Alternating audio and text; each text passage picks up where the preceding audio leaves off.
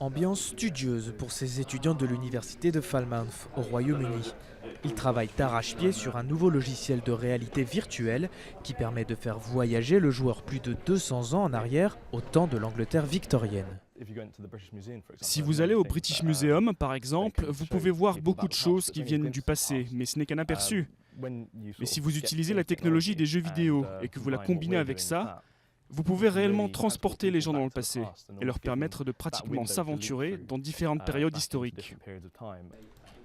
Si ces étudiants ont fait du passé leur terrain de jeu, c'est pourtant leur propre avenir qui les préoccupe. Le département jeux vidéo de l'université de Falmouth est financé par l'Union européenne, qui en 14 ans a investi près de 140 millions d'euros dans l'enseignement supérieur pour dynamiser cette région de l'ouest de l'Angleterre. Un financement qui pourrait être mis en danger si les conservateurs remportent les élections législatives. David Cameron a en effet promis un référendum sur le maintien du Royaume-Uni dans l'UE. C'est absolument essentiel que nous travaillions avec d'autres partenaires dans d'autres universités et industries.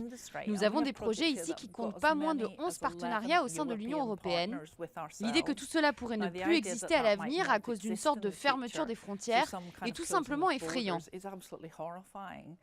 Nigel Farage, le leader du parti anti-européen UKIP, appelle de toutes ses forces ses concitoyens à quitter l'Union européenne.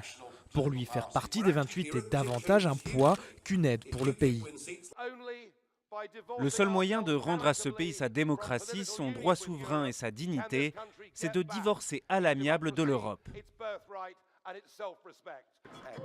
Même si le UKIP ne peut guère espérer emporter beaucoup de sièges au Parlement à cause du système électoral britannique, la pression de l'aile droite du Parti conservateur a forcé David Cameron à promettre un référendum pour 2017. Les travaillistes, eux, refusent cette éventualité. Si l'on remonte à 2011 et 2012, au moment de la crise de l'eurozone, l'opinion publique était plutôt contre l'idée de rester dans l'Union européenne et les gens disaient qu'ils pourraient voter pour quitter l'UE. Pas tout le monde, mais la tendance était plutôt de quitter l'UE.